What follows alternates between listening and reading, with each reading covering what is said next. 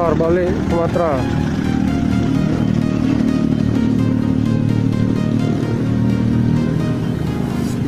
Nggak ada surat. Motor balik putar arah. Karena apa, Bang? Nggak pakai masker. Nggak ada obat, ya?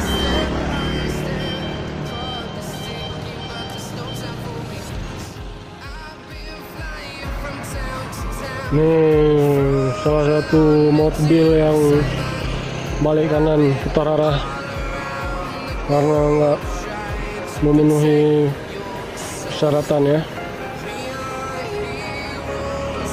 Paksa kita arahkan untuk segera balik kanan.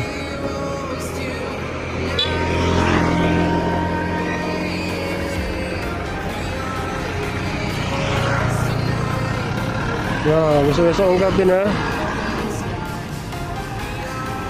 Kendaraan yang tidak lengkap, ya, langsung putar balik ke arah Sumatera. Nggak ada obat.